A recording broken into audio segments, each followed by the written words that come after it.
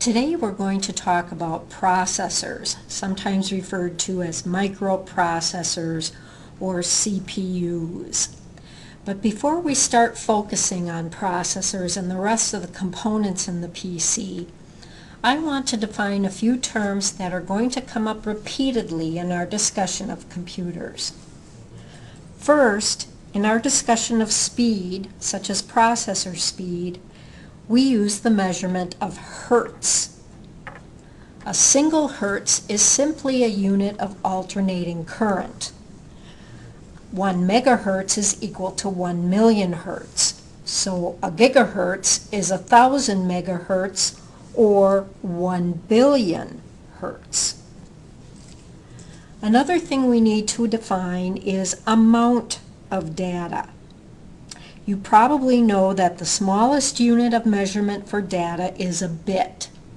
A bit to us represents either a 1 or a 0, but your computer can't see ones and zeros, so for the computer it's seen either as power or electricity or no power or no electricity. Now that by itself doesn't do much, does it? But by combining bits or sequences of power and no power in different ways and sequences, it can come to represent data. If we put 8 bits together, we get a byte, which describes one letter or number or character on your keyboard. Putting lots of bytes together creates words or documents, sounds, pictures, data of all kinds. Now remember that this data amount is based on 8 bits. When we talk about capacity of anything for the PC, we're looking at numbers that are multiples of these 8-bit conglomerations. Now a typical text file is in the kilobyte range. The text file for a typical lecture may be 35.5 kilobytes or 36,352 bytes. Now why is 35.5 kilobytes the same as 36,352 bytes? Because each kilobyte is 1,024 bytes. So divide 36,352 bytes by 1,024 and you come up with 35.5 kilobytes. Other files are going to be larger, in the megabyte range. So these, again, would be multiples of the 1,024 bytes. And you'd wondered when you were going to need all that math you were studying. We can keep going to apply the same concept to gigabytes as well. These measurements come into play when we're discussing hard drive size, for example, and storing files of different kinds. All right, let's go on and talk about processors. And when we talk about computer processors today, we're talking about something that's been around since before PCs were developed. And yet, in some ways, we're talking about a new device. You already know that without a CPU in your PC, the system is useless. This component does nearly all of the actual computational work in your PC. It's the brain of the system, or if we use the Wizard of Oz metaphor, it's the wizard behind the curtain. To begin our discussion, let's take a look at how processors work. Every processor has 3 basic components in its core: an input-output or I/O unit, a control unit, and one or more arithmetic logic units or ALUs. The input-output unit manages the data and instructions that come into and go out of the core. The control unit manages all activities within the core, and the ALUs do all the comparisons and calculations. In addition to these 3 components, there are also several registers in the core. These are small holding areas that keep parts of the calculation intact while the ALUs work on other parts of the same calculation. Lastly, today's processors have their own internal memory cache, where data and instructions that are waiting processing by the ALUs are kept. The pathway that data travels on into and out of the processor is known as the external data bus, which is most often today referred to as the front side bus, or FSB. On the majority of systems now, this bus is 64 bits wide. We'll get into some exceptions later. Once inside of the processor, this pathway travels to and through the I/O unit and the control unit. On exiting the control unit, this pathway splits into two 32-bit pathways leading to the two arithmetic logic units. This is the internal pathway through the processor housing. There is another pathway leading from the cache to the ALUs, which is called the backside bus. And we'll talk more about that a little later. Now, before we can examine what distinguishes one processor from another, we need to talk about another system component, and that's the system crystal. Every PC has at least one crystal that determines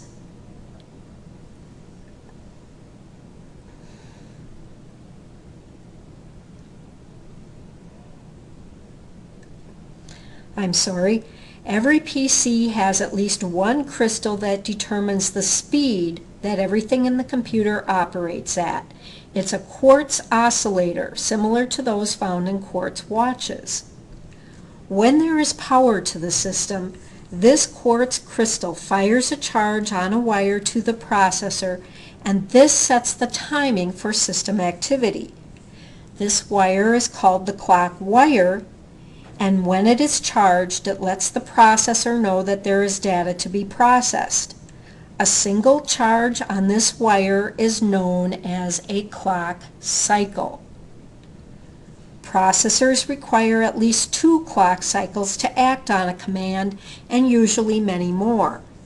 The maximum number of clock cycles that a CPU can handle in a given period of time is its clock speed. The first PC processors ran at 4.77 megahertz, or 4,770,000 clock cycles per second.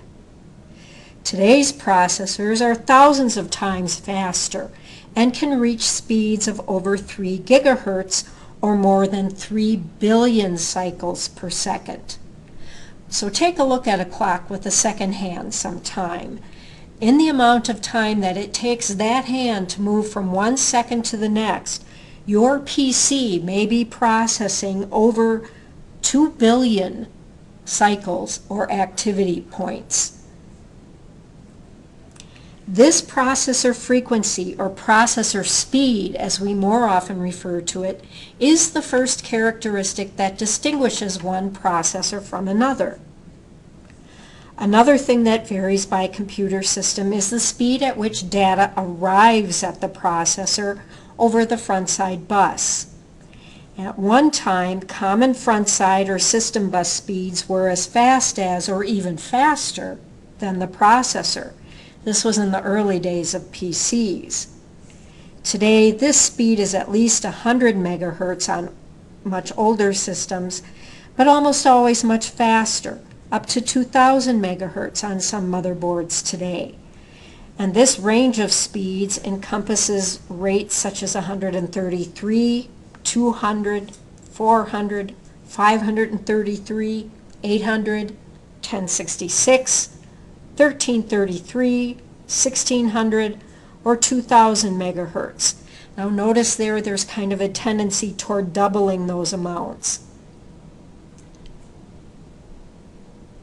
The processor and the motherboard it's mounted on must be capable of running at the same front-side bus speed, or your data is going to be stalled in traffic.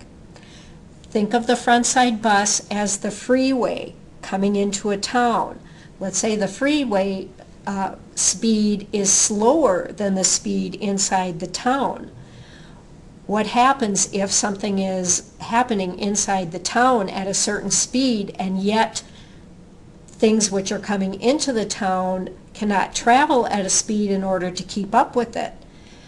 This is why we have some different ways of compensating for the slowness of the front side bus relative to the speed of the processor itself. So there is a proportional relationship between the processor speed and the front side bus speed, and this is known as the multiplier. If you know the processor speed, let's say it's 3.2 gigahertz, which is the same as saying 3200 megahertz, and the front side bus speed, let's say, is 800 megahertz, it's pretty easy to see that the processor speed is 4 times faster than the front side bus speed. In other words, the multiplier for that particular combination of processor and motherboard is 4. On some systems, you must know the multiplier so you can configure the processor and system bus speeds. Today's systems handle this automatically using the CPU ID or CPU identifier. Changing the multiplier to a higher number is known as overclocking. It's possible to overclock most processors at least slightly, and there are now some processors that are meant to be overclocked. But if you go too high, the system can become unstable, or worse, the processor can overheat and burn out. Now let's go back to that 3200 megahertz processor with a front side bus speed of 800 megahertz. That has a multiplier of 4.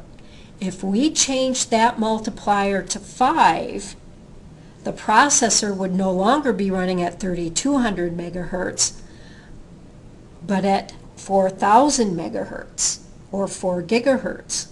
That is probably too much of a jump for overclocking that processor, and you would more than likely have problems. You can set a multiplier to be increments between whole numbers, so we might more safely change that multiplier to something like 4.2 or 4.3 and have a better chance at being successful overclocking that particular processor. Today, some motherboards can do some things to keep a processor from overheating. They can actually lower the processor speed or shut it down entirely. This is called throttling. If you're going to overclock, see if your CMOS setup will let you enable automatic throttling to protect the processor and the rest of the system. Some processors will actually handle this for themselves, which is a great innovation. Now we know that speed is one factor distinguishing one processor from another. Two more characteristics are the data path size and the word size. A minute ago I referred to the front side bus width as 64 bits wide. This means that 64 separate bits can go into the processor at once, side by side or in parallel. Now remember that parallel because we're going to come back to it later. There are other things that move data in parallel.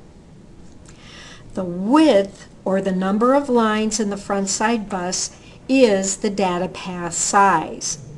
Today's motherboards commonly have 64-bit data path sizes. In processors before the Core and I series, the control unit broke this pathway into two data streams, with half of the data going to one ALU, the other half going to the other ALU. Today, each data stream then would be 32 bits wide, so this would be the maximum number of bits the processor can process in one operation. And the work that's done by one ALU is known as one operation. So this is what's known as 32-bit processing, and it's what processors did for at least the last 20 years. Most older plain Pentium class processors were 32-bit processors. Programs and operating systems were written in such a way that they would deliver data in 32-bit chunks for processing.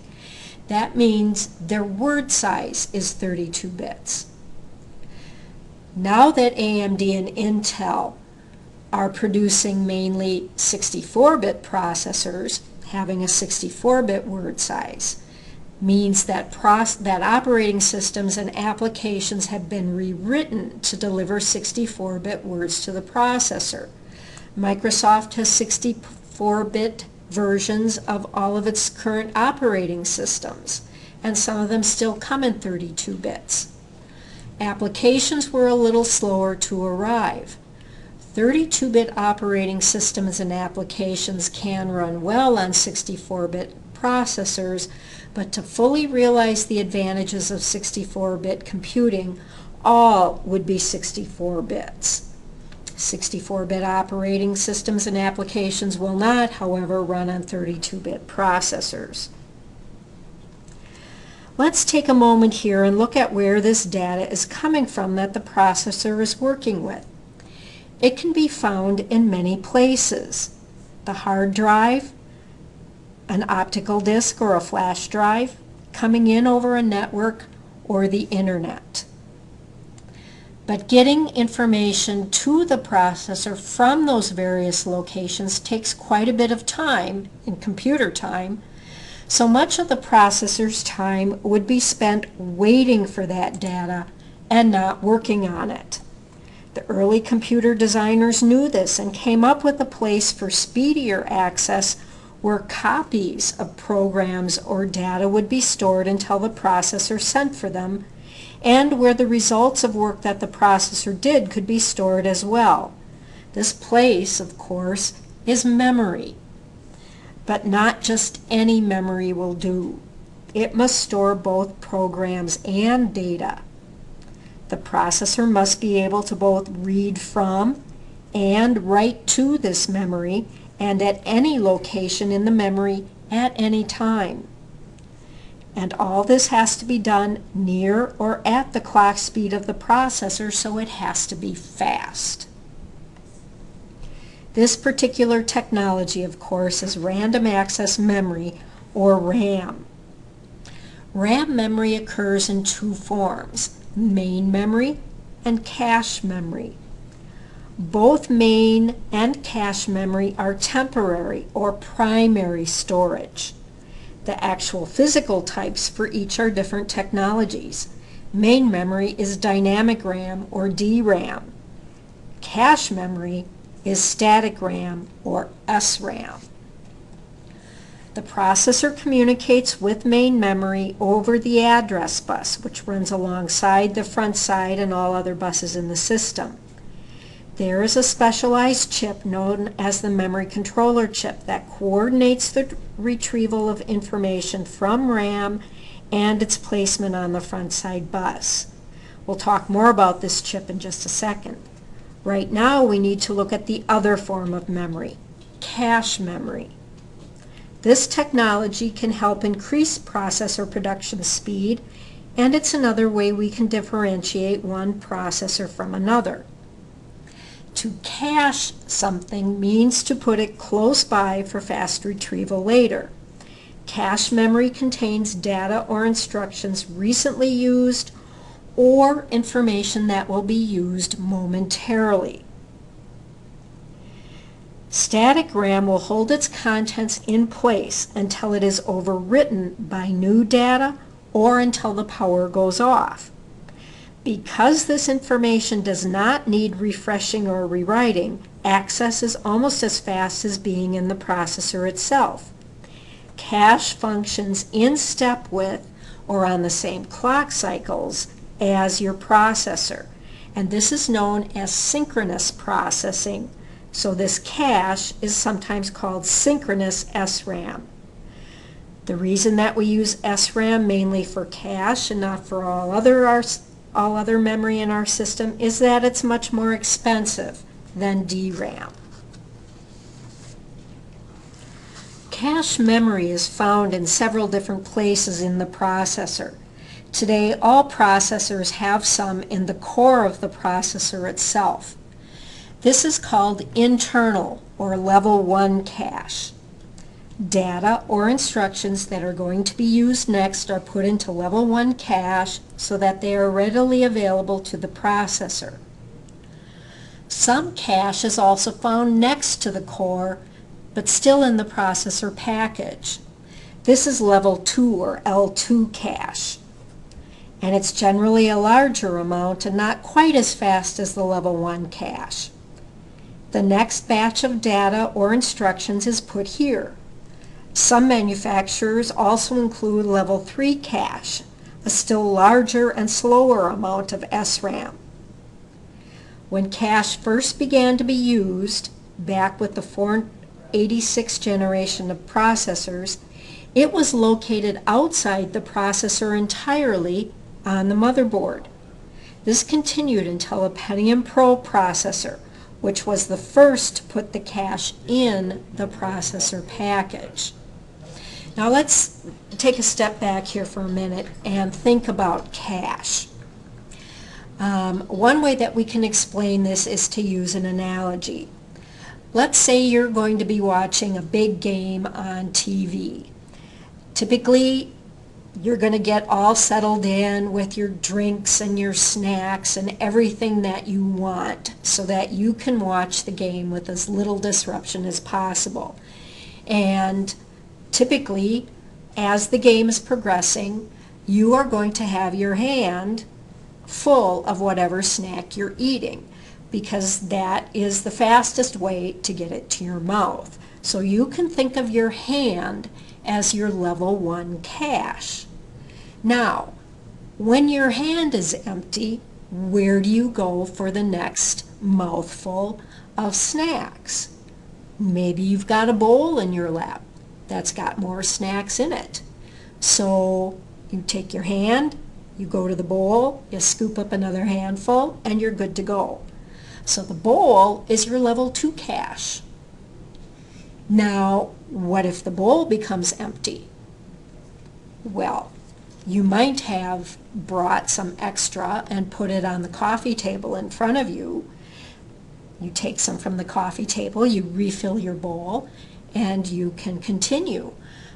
The coffee table then would be your level 3 cache. Now, what if you run out of snacks there as well, and you have to get up and go to the kitchen to get more snacks? That would be like the processor having to go to RAM to retrieve more information. So that is no longer cache, it's simply accessing your main memory. And if you happen to run out of snacks in your kitchen and you have to go to the store at halftime, that's like going to the hard drive to retrieve more information entirely.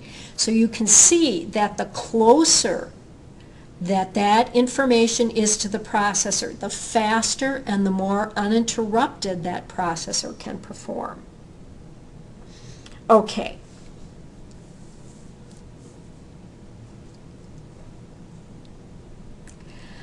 Let's go back to the lecture notes. SRAM is controlled by a cache controller that guesses what data or instructions the processor will want next and moves that information from secondary storage or RAM into the different cache areas. This controller guesses correctly more than 90% of the time, which greatly speeds up processing on your system. Once data is available to the processor can work with it. Now, originally in processors, each piece of data was completely processed before the next piece could be worked with. This meant that sometimes parts of the CPU were idle. Today's processors get around this by using pipeline processing. As soon as one chunk has left the first stage of processing, another chunk begins. Multiple pipelines and processors increase efficiency. Other processing modifications have improved production as well, such as multi-threading. This was introduced with Intel's Pentium 4 processor, and it allowed the chip to run multiple threads or bits of code at the same time, so that these processors appear to have two CPUs in one chip. Now, the Pentium 4 and AMD Athlon processors reached the upper end of their speed ranges early in the 2000s. To improve performance further meant looking for other innovations. You probably already know what they decided on: more than one processor core in a system. Both manufacturers now produce multi-core processors. 2, 3, 4, 6, or even 8 cores are available today. Adding these cores meant reconfiguring how cache was used by each. Generally, each core has access to its own smaller amount of level 1 and level 2 cache, and then shares a much larger amount of level 3 cache among all the cores. Another change that came around about the time of multi-core processors was moving the memory controller chip off of the motherboard and into the processor itself. AMD was the first to do this, but Intel quickly followed. This chip, now often referred to as the integrated memory controller chip, continues to optimize the flow of information into and out of the processor and enables faster control over things like the large shared level 3 cache. Additionally, since processing video is such an intensive task, the graphic processing units were developed years ago for use on video cards. By adding one of these GPUs to the main CPU, overall performance of the system is enhanced. This also reduces system energy use, size, and cost. Now, early processors were socketed on the motherboard, much like today's BIOS or chipset chips. Care had to be taken not to bend or break any of the little pins on the bottom of the chip. The use of zero insertion force sockets solved this problem. ZIF, or ZIF sockets, allow the chip to be lined up with the socket and dropped in, then secured to the motherboard without damaging the pins on the bottom. Intel's latest processors do not have any pins at all on the bottom of the chip. Instead, they have flat contacts called LANDs, L-A-N-D-S. And these processors and their mounts are referred to as land grid arrays, or LGAs. Now, there was a period of time where processors mounted in a slot, much like an expansion card does. The Pentium 2 and 3 and some Celeron processors, as well as some AMD Athlons, use this package type, but manufacturers have now gone back to socket mounts using ZIF sockets. Each socket varies in size, type, and number of holes corresponding to a particular group of processors. It is possible to upgrade a processor if the socket type is the same, the power requirements are met, and the chipset supports the new processor. If not, you must upgrade the motherboard in order to use a better processor. While the processor does a great deal of the work for your system, it cannot handle everything. Processors are supported by one or more chips referred to as the chipset. The chipset controls memory cache, external buses, and some peripherals. Different processors need different chipsets to function efficiently, and since the chipset is permanently affixed to the motherboard, this can limit your processor upgrade options as well. Because processors are running at such fast speeds, they generate a great deal of heat. If this heat is allowed to build up unchecked, it will literally fry the processor as well as other sensitive parts of your system. So several different methods have been devised to dissipate heat from processors in particular. Intel's maximum allowed heat limit is roughly 80 degrees Celsius, which is about 176 degrees Fahrenheit, but it varies by processor. AMD's temperature limits are in the neighborhood of 71 degrees Celsius.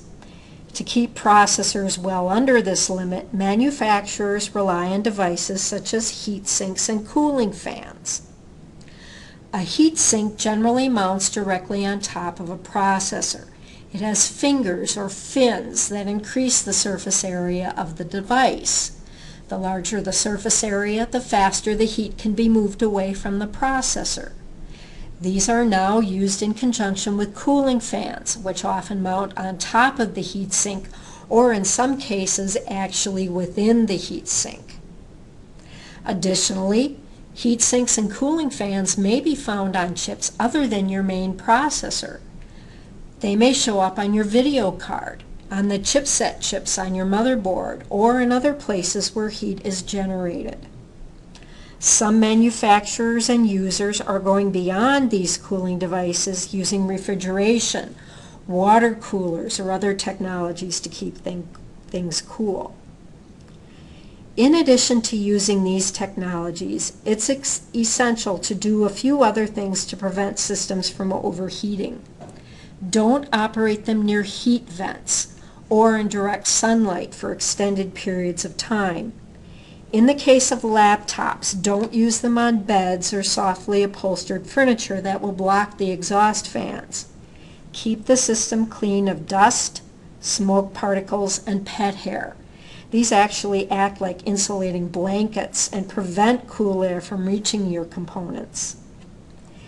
Failure to do this might result in catastrophic failure, otherwise known as the blue screen of death.